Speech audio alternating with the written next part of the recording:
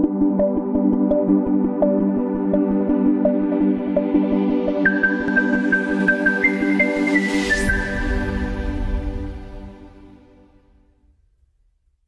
is me Gautam here and welcome to the EduGuru channel once again. So guys, आज की इस video में हमारा कॉमन एंट्रेंस टेस्ट की प्रिपरेशन की तैयारी के लिए जो चैप्टर नंबर है that is third, metals and non metals. So guys, सबसे पहले हम बेसिकली मेटल्स की फिजिकल प्रॉपर्टीज के बारे में समझते हैं.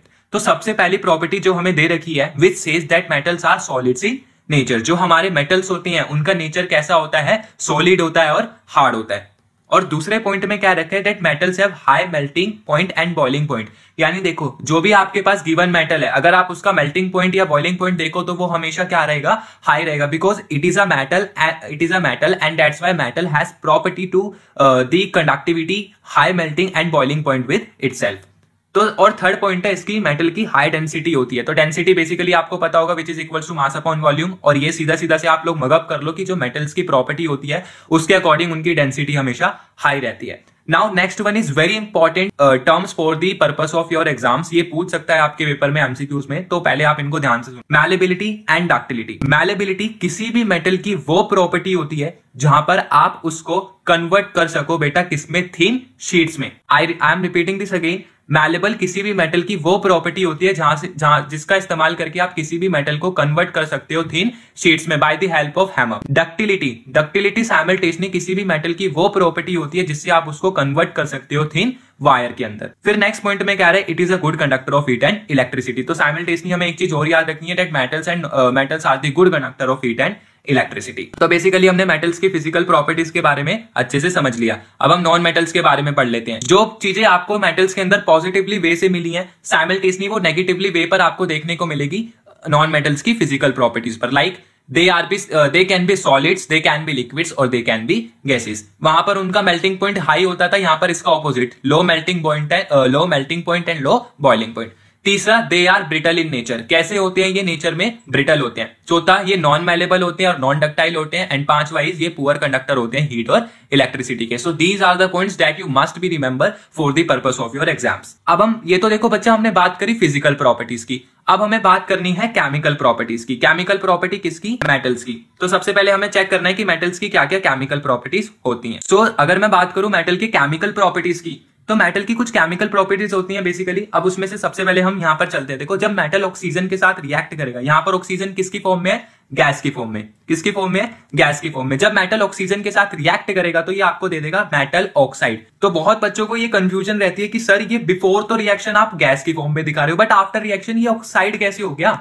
तो बेटा याद रखो, ये जब किसी भी मेटल के साथ रिएक्ट करेगा तो हमेशा कोई भी गैस जब किसी भी मेटल के साथ रिएक्ट करती है या किसी भी एलिमेंट के साथ रिएक्ट करती है तो दिमाग में बिठा लो, हमेशा ऑक्साइड ही फॉर्म करती है. ठीक है.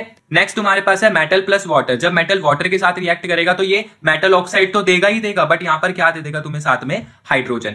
इसके अलावा मेटल प्लस डाइल्यूट एसिड की अगर तुम रिएक्शन देखो तो it will always give salt plus hydrogen gas. Dilute acid का मतलब कोई भी आपने एक ऐसा कॉन्सेंट्रेशन लिया जिसमें एसिड की क्वांटिटी ज्यादा है बट वाटर की क्वांटिटी कम है. नेक्स्ट आपका जो मेटल है वो किसके साथ रिएक्ट कर रहा है, क्लोरीन गैस के साथ. Again I am repeating this, before reaction it is a gas but after reaction it will be directly converted into chloride. So these are the points. मैं चिल्लाकर बोल रहा हूं, सो प्लीज इनको रट लेना, ये बहुत इंपॉर्टेंट है for the purpose of exams. Next is metal plus hydrogen gas. तो देखो, जब मेटल हाइड्रोजन गैस के साथ रिएक्ट करेगा तो it will be called metal hydride. तो ये रिएक्शंस आई होप तुम्हें पता लग गई हो. इसके अलावा जर्नली कुछ मेंशंस नहीं है इसमें, मैं वही तुम्हें बता देता हूं. जब मेटल जो है वो बेसिकली कोई भी, मान लो आपने एक मेटल लिया, उसका जो लास्ट ऑर्बिट होता है उसके अंदर कितने इलेक्ट्रॉन्स होते हैं, तो ये याद रखना 1, 2 और 3 मैक्सिमम. 1, 2, 3, इनसे ज्यादा उसके अंदर किसी भी मेटल के अंदर इतने से ज्यादा उनके लास्ट ऑर्बिट के इलेक्ट्रॉन्स आपको नहीं मिल पाएंगे. It will B minimum 1 and maximum 3 बस. अगर मैं बात करूं नॉन मेटल्स के आउटर मोस्ट ऑर्बिट में शेल्स की या इलेक्ट्रॉन्स की, तो वो कितने होते हैं, तो दैट इज 5, 6 एंड 7. ठीक है, कितने होते हैं, 5, 6, 7. किसमें, नॉन मेटल में. मेटल में कितने थे, 1, 2 और 3. It says that metals are the electron donor. तो हमें सीधा सीधा से ये चीज समझ लेनी है कि जो मेटल्स होते हैं वो इलेक्ट्रॉन डोनर होते हैं, ठीक है। अब मैं इस चीज को यहाँ पर ना डिटेल में नहीं समझा सकता कि ये कैसे इलेक्ट्रॉन डोनर होता है, और ना ही आपको एग्जाम में इतनी डिटेल में लिखना है। आपको सिर्फ कुछ चीजें देखो बच्चा ऐसी हैं जो आपको सिर्फ टिप्स पे याद रखनी है। आपका पेपर पूरा ऑब्जेक्टिव टाइप है, तो आपको टिप्स पे चीजें याद रखनी है, डायरेक्टली जो पेपर में आने के चांसेस है, and you will be thoroughly revised that, तो आप वहां पर जाकर आसानी से कर लोगे उसको। तीसरा है जो मेटल्स होते हैं इनकी केमिकल प्रॉपर्टीज में ये कैटयान को फॉर्म करते हैं, और हमें पता है कैटयान्स आर द पॉजिटिव चार्ज, और जो नॉन मेटल्स की अगर मैं बात करूं तो they forms anion charge which is negative. और फोर्थ पॉइंट है since they give positive ions, इसीलिए हम इन मेटल्स को क्या बोलते हैं, इलेक्ट्रोपॉजिटिव एलिमेंट्स, और नॉन मेटल्स को हम लोग क्या बोलेंगे, इलेक्ट्रोनेगेटिव एलिमेंट्स। और लास्ट पॉइंट और वेरी वेरी इंपॉर्टेंट, जो मेटल ऑक्साइड्स होते हैं they are basic in nature. दिमाग में बिठा लो, metal oxides are basic in nature. जो मेटल ऑक्साइड्स होते हैं वो बेसिक इन नेचर होते हैं, ठीक है। तो metal oxides are always basic in nature. इसके कई सारे एग्जांपल्स है मेटल ऑक्साइड्स के बेसिक्स होने के। जैसे हमारे को पहला एग्जांपल हमने देख लिया Na2O। क्या Na2O, ठीक है। Na2O को जब आप वाटर के साथ मिक्स करोगे तो ये किस में कन्वर्ट हो जाएगा, सोडियम हाइड्रोक्साइड में, ठीक है। ऐसे हमारे पास कई सारे एग्जांपल हो सकते हैं, कैल्शियम ऑक्साइड हो गया, आपका मैग्नीशियम ऑक्साइड हो गया, सब जाकर किस में कन्वर्ट हो जाएंगे, हाइड्रोक्साइड में, जब आप इनको पानी के साथ रिएक्ट करवाओगे। तो ये तो बेसिकली हमने पढ़ी केमिकल प्रॉपर्टीज किसकी, मेटल्स की, ठीक है। वाइल जो हमारे पास ऑपोजिट साइड्स में है वो नॉन मेटल की केमिकल प्रॉपर्टीज है, जिसमें से फर्स्ट कह रहे हैं अगर आप नॉन मेटल को ऑक्सीजन के साथ रिएक्ट करवाओगे तो it will give non metal oxide. ये क्या दे देगा आपको, that will be give non metal oxide. तो ये याद रखना, अगर आप इसको रिएक्ट करवा रहे हो it will B give non metal oxides. दूसरी तरफ अगर नॉन मेटल को आप स्टीम के साथ रिएक्ट करवा रहे हो तो इसमें आपको क्या मिल जाएगा, हाइड्रोजन गैस। अगर आप नॉन मेटल को एसिड के साथ रिएक्ट करवा रहे हो, जैसे हमने पीछे क्या एक पॉइंट पढ़ा था, that metal oxides are basic in nature. अब आप क्या कर रहे हो, आप नॉन मेटल को किसके साथ रिएक्ट करवा रहे हो बच्चा, एसिड के साथ, तो कोई रिएक्शन यहां पर आपको देखने को नहीं मिलेगा। हालांकि non metal oxides are acidic in nature होते हैं, और उसके मैं कई सारे एग्जांपल्स दूंगा अभी तुम्हें। लास्ट पॉइंट में कह रहे हैं नॉन मेटल जब क्लोरीन गैस के साथ रिएक्ट करता है तो it will give non metal chloride. वही वाली बात है ना, देखो क्लोरीन यहां पर गैस की फॉर्म है, but after reaction it will B give chloride, ठीक है। अच्छा, ये तो थी इसकी कुछ बेसिकली केमिकल प्रॉपर्टीज। अब कुछ एडिशनल भी मैं बता देता हूं, जिसमें से सबसे पहला अगर आप, मैंने एक ही पॉइंट अभी डिस्कस करा था कि नॉन मेटल्स जो होते हैं they are acidic in nature.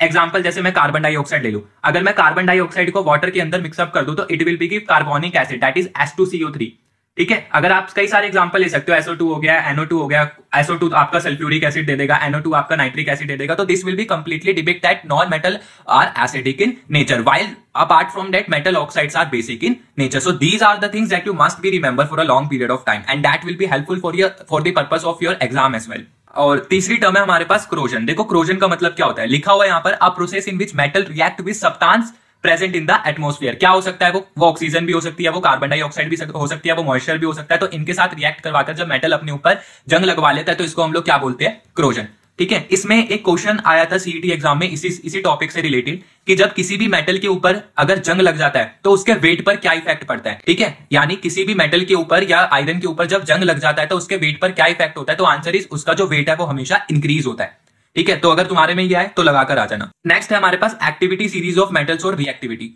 इसमें देखो ये तुम्हें तभी याद होगा जब तुम्हें इसके मेटल की ऑर्डर्स याद होंगे, कि मतलब मेटल्स को किस में अरेंज करा जाता है, किस ऑर्डर में। जैसे यहाँ पर हमें देखो सारे ऑर्डर्स तुम्हें दे रखे हैं, sodium, potassium, calcium, magnesium, aluminium, zinc, iron, ये सब तो ये तुम्हें ऑर्डर्स में याद होने चाहिए। इसमें तुम्हें ये पता होना चाहिए कि which one is more reactive, which one is less reactive, ठीक है। तभी आप यहां से रिलेटेड क्वेश्चंस को सॉल्व कर पाओगे। अब हम चलते हैं हमारे एक टॉपिक पर जहां पर मैं मेटल को रिएक्ट करवाऊंगा वाटर के साथ। मेटल को हम किसके साथ रिएक्ट करवाएंगे, वाटर के साथ। तो जब मेटल वाटर के साथ रिएक्ट करेगा तो it will B give metal hydroxide. क्या देगा ये, मेटल हाइड्रोक्साइड। मेटल में आपने एग्जांपल ले लिया Na, वाटर में आपने एग्जांपल ले लिया। हमने क्या करा, वी टेक मेटल, और हमने मेटल को रिएक्ट करवाया है वाटर के साथ। तो याद रखना जब मेटल वाटर के साथ रिएक्ट करेगा तो ये हमें क्या दे देगा, मेटल हाइड्रोक्साइड।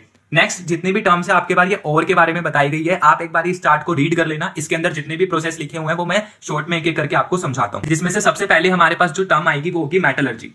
देखो मेटलर्जी का मतलब क्या होता है, मेटलर्जी हमें बताता है एवरीथिंग अबाउट मेटल्स, यानी मेटल्स के बारे में हमें सारी चीज बताएगा।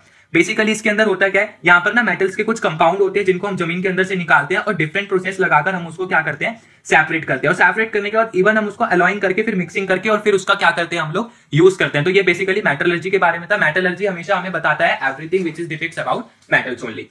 फिर उसके बाद हमारे पास टर्म्स आती है नेक्स्ट, मिनरल्स। मिनरल्स में देखो क्या होता है, मिनरल्स तो आपको ही पता है, बेसिकली आप पढ़ भी चुके होंगे अपनी क्लासेस में। Minerals are those compounds that are present in the earth crust through which the metal can be easily extracted. मतलब मिनरल्स हमारे पास बेसिकली कुछ ऐसे कंपाउंड्स होते हैं जो अर्थ क्रस्ट में प्रेजेंट होते हैं और जिनसे आप क्या कर सकते हो, मेटल को आसानी से एक्सट्रैक्ट कर सकते हो। फिर थर्ड वन टर्म्स आती है हमारे पास, ओर्स, ये वाली, ठीक है। और सुनो ध्यान से क्या होता है, हमारे ना अर्थ क्रस्ट में बेसिकली ऐसे बहुत सारे कंपाउंड्स होते हैं जिसमें आयरन प्रेजेंट होता है, बट हम हर एक कंपाउंड को यूज नहीं कर सकते। तो भैया फिर हम कौन से कंपाउंड को यूज करें? बेटा हम सिर्फ उसी कंपाउंड को यूज करेंगे, we use only that compound जिससे आयरन निकालना हमारे लिए आसान हो।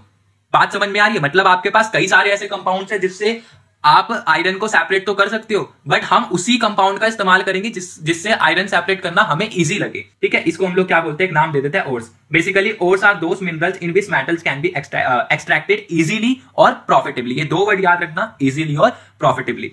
फिर हमारे पास आ जाता है इसमें गैंग्लियो पार्टिकल्स। ये वो वाले पार्टिकल्स होते हैं जो ओर्स के अंदर प्रेजेंट होते हैं in the form of sand, salt, sand हो गया आपका, डस्ट हो गया और मड हो गया, एक्सेट्रा। ओके जी, तो यहाँ पर जो नेक्स्ट टर्म है वो हमारे पास इंपॉर्टेंट में है रोस्टिंग एंड कैल्सिनेशन। अब हम इन दोनों को आराम से समझते हैं। देखो बेटा, जो रोस्टिंग होता है ये बेसिकली हमें बताता है कि जब आप किसी भी चीज को हीट करते हो strongly in the presence of air, ठीक है, जब आप किसी भी चीज को हीट करते हो strongly in the presence of air, तो इस प्रोसेस को हम लोग क्या बोलते हैं? रोस्टिंग बोलते हैं। फॉर एग्जाम्पल, जैसे आपने लिया जिंक सल्फेट ZnS, ठीक है, आपने क्या करा, इसके साथ आपने ऑक्सीजन ले लिया, ऑक्सीजन लेने के बाद आपने इसको हीट करना शुरू कर दिया, हीट करने के बाद इसने आपको दिया ZnO प्लस SO2। तो देखो यहाँ पर ये कन्वर्ट हो गया ना मेटल ऑक्साइड में, बन गया मेटल ऑक्साइड। तो यही चीज आपको मैं यहाँ पर बताना चाह रहा हूं कि इसी प्रोसेस को हम लोग क्या बोलेंगे? रोस्टिंग बोलेंगे। ये हुआ क्यों? बिकॉज आपने in the presence of air इसको क्या करा है?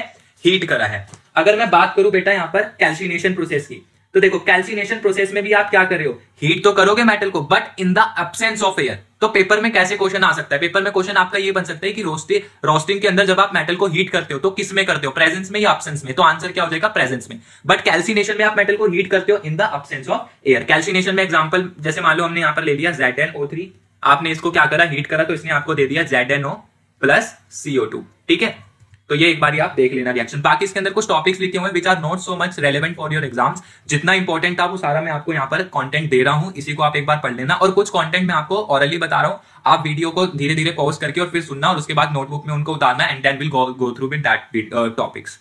And the last point is that कि जब आप एक रिएक्टिविटी सीरीज में देखते हो तो तीन तरह का होता है आपका, हाईली रिएक्टिव, मॉडरेटली रिएक्टिव और लेस रिएक्टिव। तो जो आपके पेपर में क्वेश्चन बन सकता है वो बन सकता है मॉडरेटली रिएक्टिव से, जिसमें अभी हमने देखा दो तरह के होते हैं, मेटल सल्फाइड और मेटल कार्बोनेट। ठीक है, मेटल सल्फाइड में हमने क्या देखा? ZnS वाला एग्जांपल, ये वाला, और ये किसके अंदर आता है? तो this is the example of roasting here. और कैल्सिनेशन में मैंने आपको कौन सा एग्जांपल दिया? This one.